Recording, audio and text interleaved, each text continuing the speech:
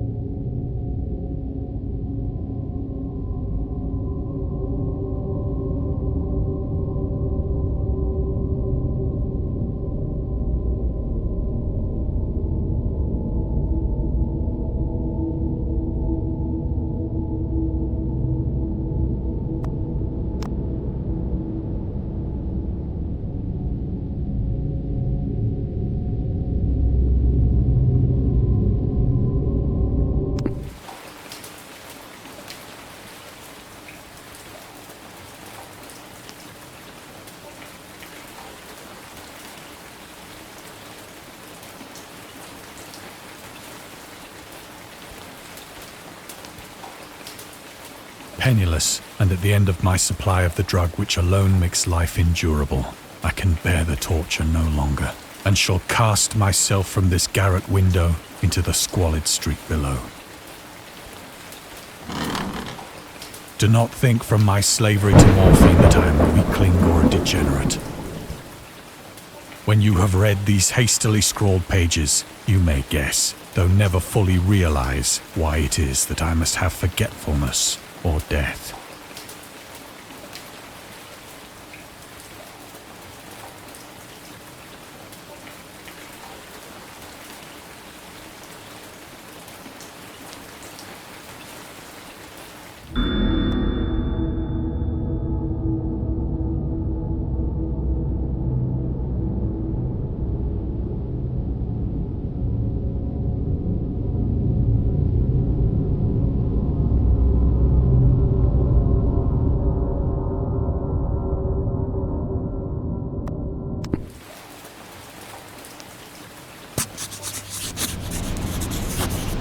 It was in one of the most open and least frequented parts of the broad Pacific that the packet of which I was supercargo fell a victim to the German sea raider.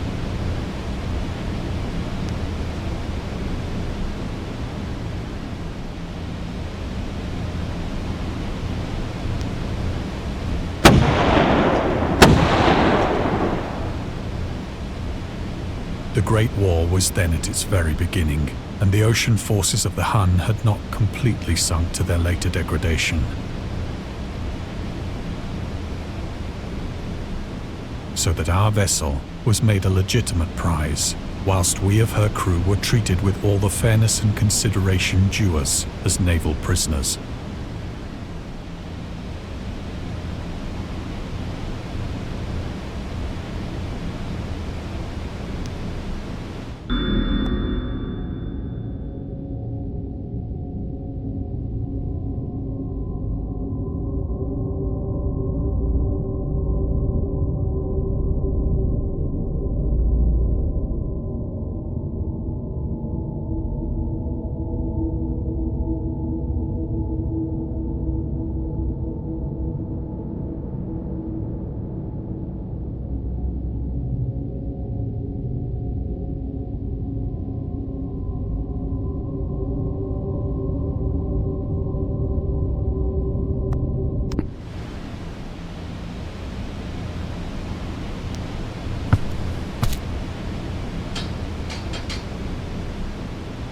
So liberal, indeed, was the discipline of our captors, that 5 days after we were taken, I managed to escape alone in a small boat with water and provisions for a good length of time.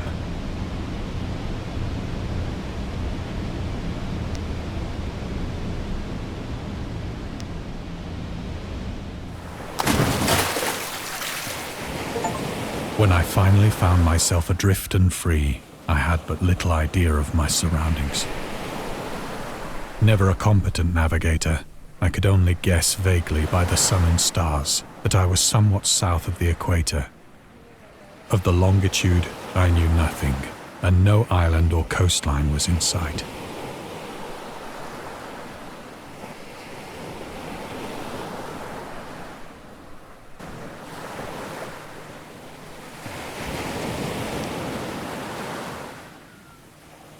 The weather kept fair, and for uncounted days I drifted aimlessly beneath the scorching sun, waiting either for some passing ship or to be cast on the shores of some habitable land.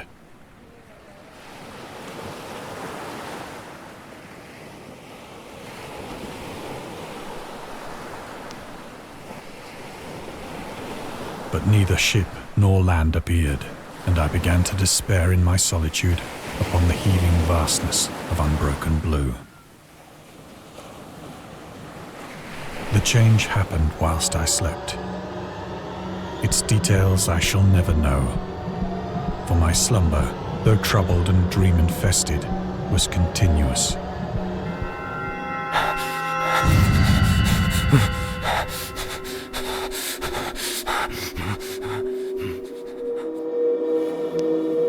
When at last I awoke, it was to discover myself half sucked into a slimy expanse of hellish black mire, which extended about me in monotonous undulations as far as I could see, and in which my boat lay grounded some distance away.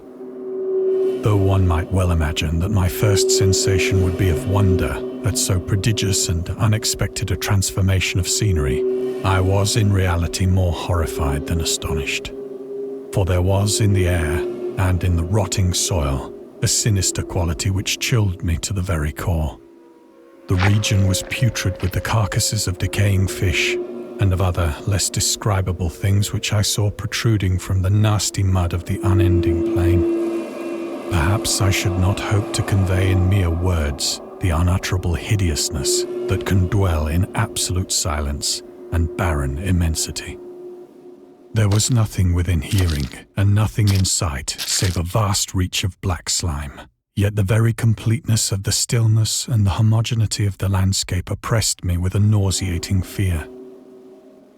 The sun was blazing down from a sky which seemed to me almost black in its cloudless cruelty, as though reflecting the inky marsh beneath my feet.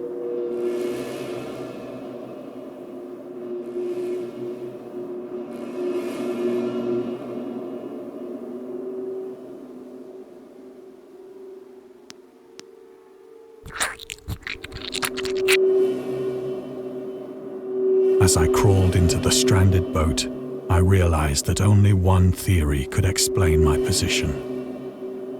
Through some unprecedented volcanic upheaval, a portion of the ocean floor must have been thrown to the surface, exposing regions for which innumerable millions of years had lain hidden under unfathomable watery depths.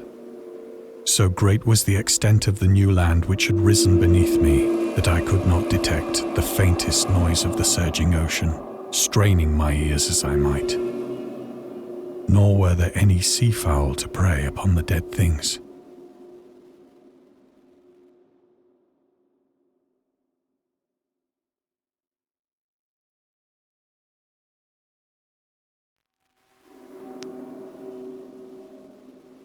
For several hours I sat thinking or brooding in the boat, which lay upon its side and afforded a slight shade as the sun moved across the heavens. As the day progressed, the ground lost some of its stickiness and seemed likely to dry sufficiently for traveling purposes in a short time. That night I slept but little, and the next day I made for myself a pack containing food and water, preparatory to an overland journey in search of the vanished sea and possible rescue.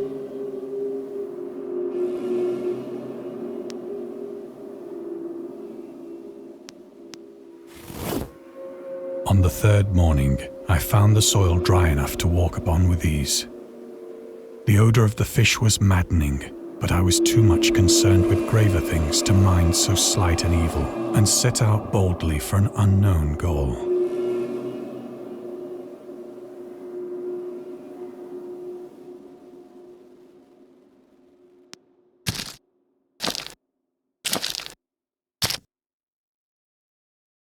All day I forged steadily westward, guided by a faraway hummock which rose higher than any other elevation on the rolling desert.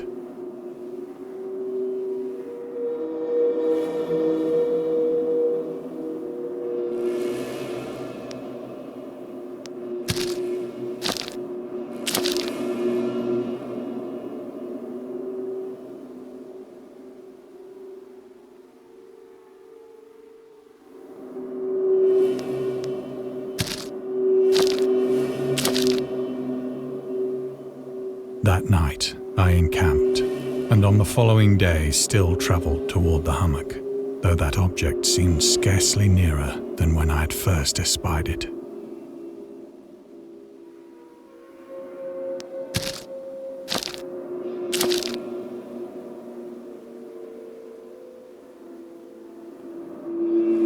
By the fourth evening, I attained the base of the mound, which turned out to be much higher than it had appeared from a distance, an intervening valley setting it out in sharper relief from the general surface. Too weary to ascend, I slept in the shadow of the hill. I know not why my dreams were so wild that night, but ere the waning and fantastically gibbous moon had risen far above the eastern plain, I was awake in a cold perspiration, determined to sleep no more.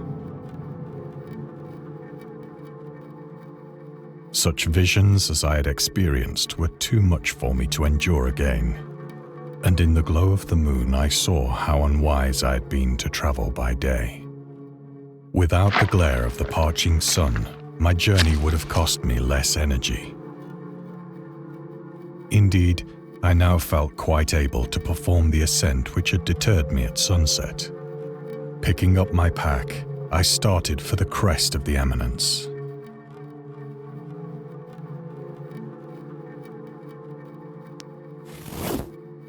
I have said that the unbroken monotony of the rolling plain was a source of vague horror to me, but I think my horror was greater when I gained the summit of the mound and looked down the other side into an immeasurable pit or canyon, whose black recesses the moon had not yet soared high enough to illumine.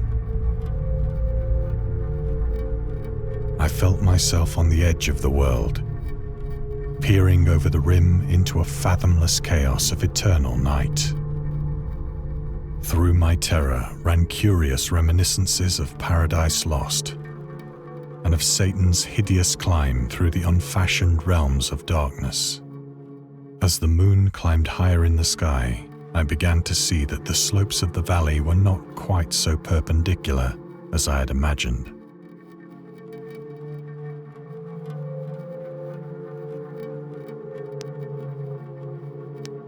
Ledges and outcroppings of rock afforded fairly easy footholds for a descent, whilst after a drop of only a few hundred feet, the declivity became very gradual.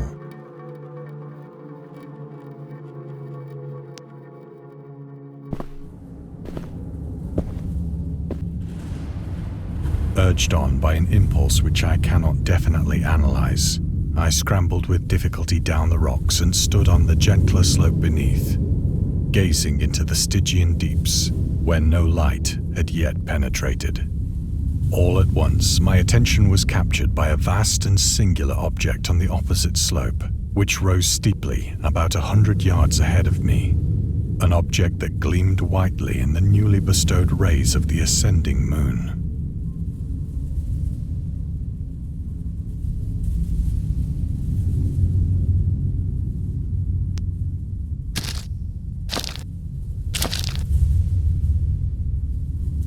That it was merely a gigantic piece of stone, I soon assured myself. But I was conscious of a distinct impression that its contour and position were not altogether the work of nature.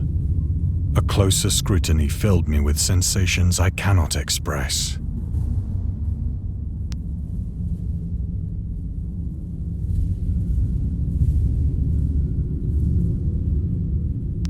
For despite its enormous magnitude and its position in an abyss which had yawned at the bottom of the sea since the world was young, I perceived beyond a doubt that the strange object was a well-shaped monolith, whose massive bulk had known the workmanship and perhaps the worship of living and thinking creatures.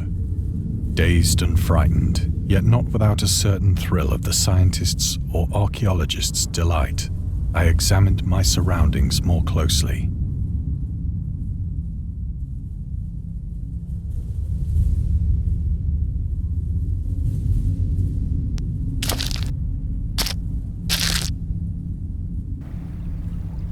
The moon, now near the zenith, shone weirdly and vividly above the towering steeps that hemmed in the chasm, and revealed the fact that a far-flung body of water flowed at the bottom, winding out of sight in both directions and almost lapping my feet as I stood on the slope.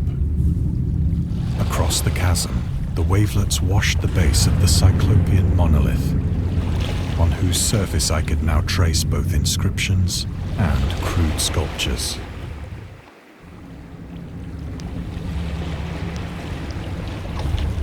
The writing was in a system of hieroglyphics unknown to me and unlike anything I'd ever seen in books, consisting for the most part of conventionalized aquatic symbols such as fishes, eels, octopi, crustaceans, mollusks, whales, and the like.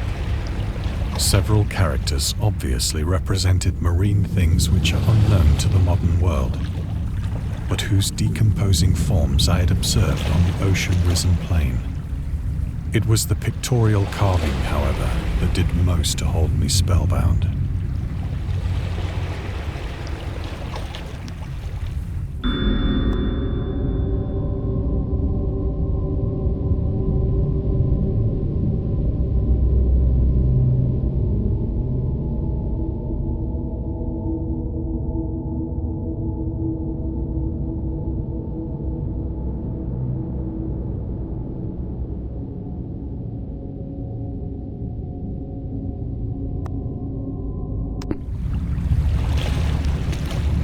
Plainly visible across the intervening water on account of their enormous size were an array of bas-reliefs whose subjects would have excited the envy of a Doré. I think that these things were supposed to depict men, at least a certain sort of men, though the creatures were shown disporting like fishes in the waters of some marine grotto, or paying homage at some monolithic shrine which appeared to be under the waves as well. Of their faces and forms I dare not speak in detail, for the mere remembrance makes me grow faint.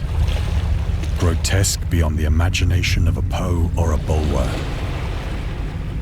They were damnably human in general outline, despite webbed hands and feet, shockingly wide and flabby lips, glassy, bulging eyes, and other features less pleasant to recall. Curiously enough, they seem to have been chiseled badly out of proportion with their scenic background.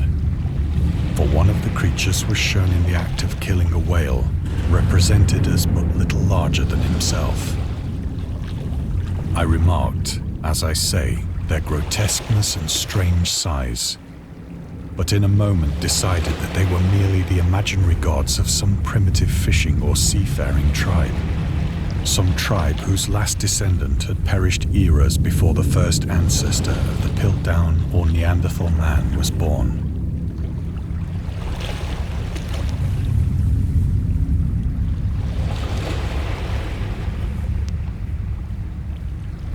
Awestruck at this unexpected glimpse into a past beyond the conception of the most daring anthropologist, I stood musing whilst the moon cast queer reflections on the silent channel before me.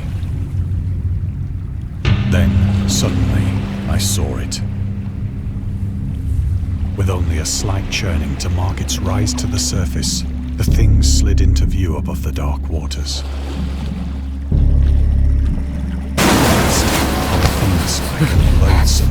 It darted like a stupendous monster of nightmares to the monolith, about which it flung its gigantic scaly arms, the while it bowed its hideous head and gave vent to certain measured sounds.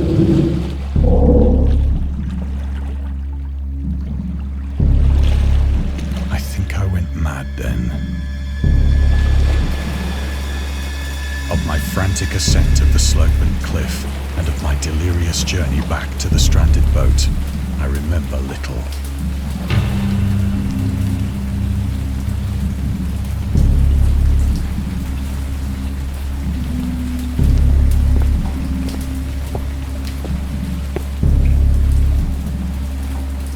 I believe I sang a great deal and laughed oddly when I was unable to sing.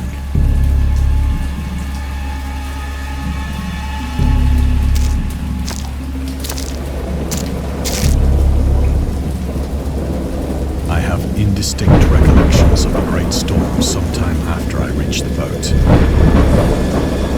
At any rate, I know that I heard pearls of thunder and other tones which nature utters only in her wildest moods.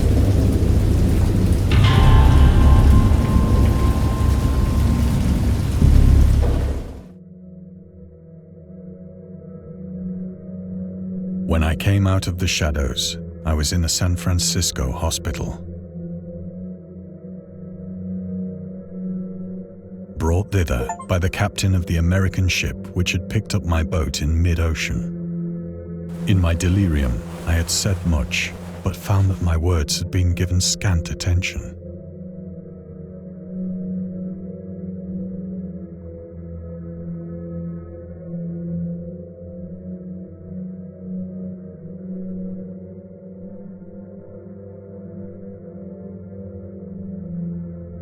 Of any land upheaval in the Pacific, my rescuers knew nothing. Nor did I deem it necessary to insist upon a thing which I knew they could not believe.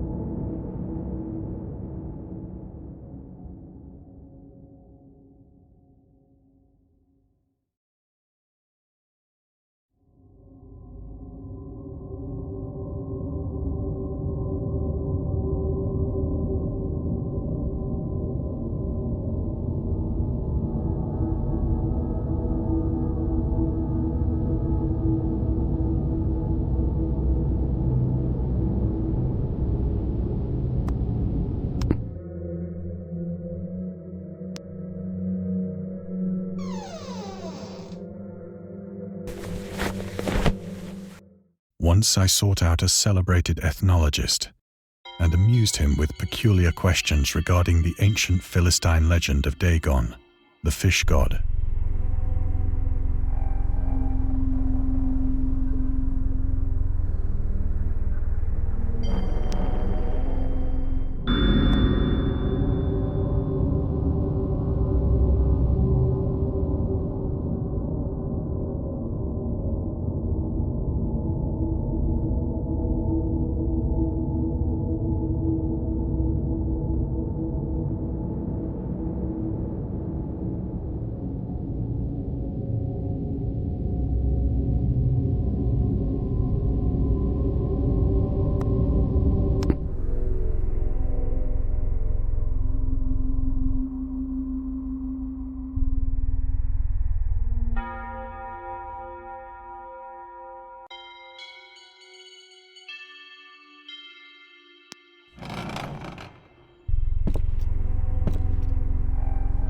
But soon perceiving that he was hopelessly conventional, I did not press my inquiries.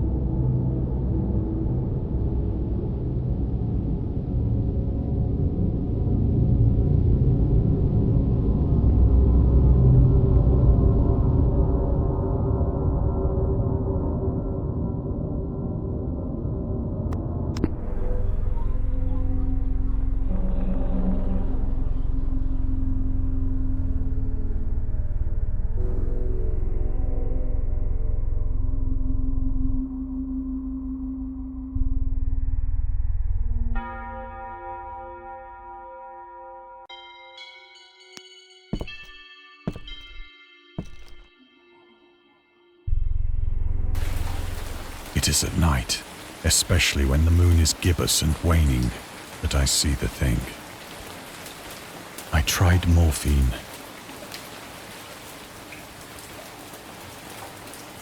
But the drug has given only transient surcease and has drawn me into its clutches as a hopeless slave.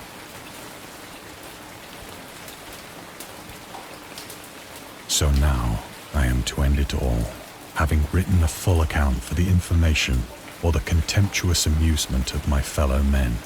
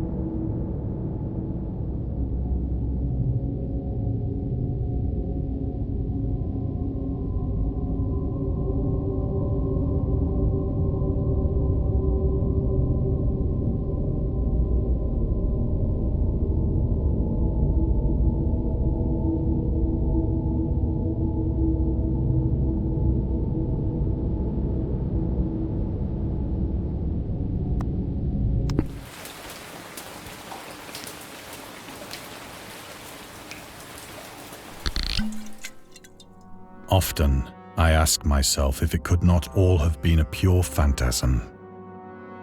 A mere freak of fever as I lay sun-stricken and raving in the open boat after my escape from the German man of war.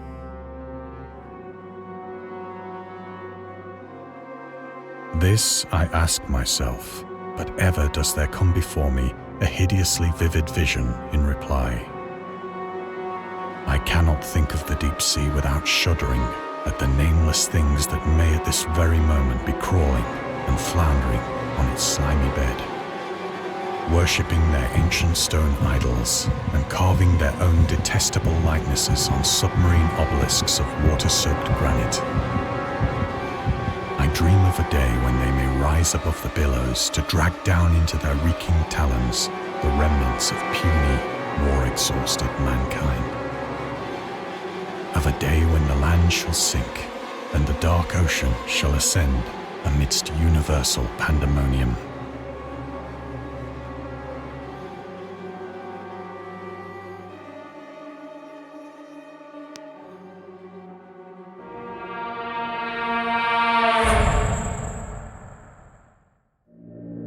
The end is near.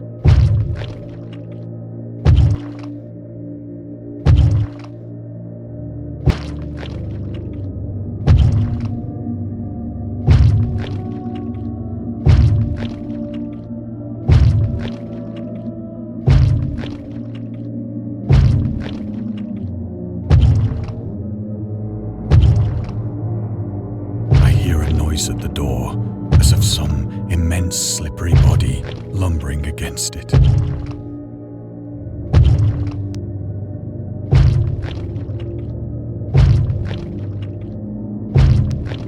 It shall not find me.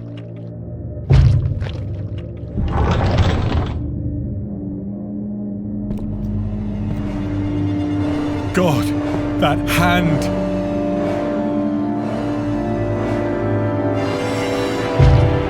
The window! The window!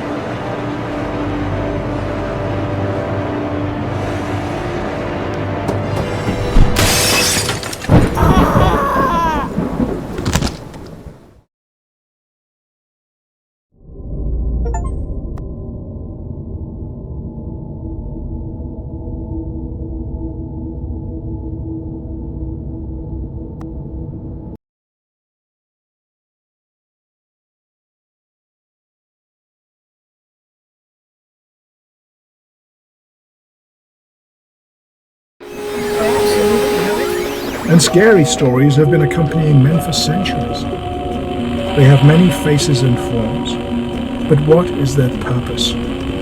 Why do we enjoy being afraid so much? During our therapy, I'll try to explain.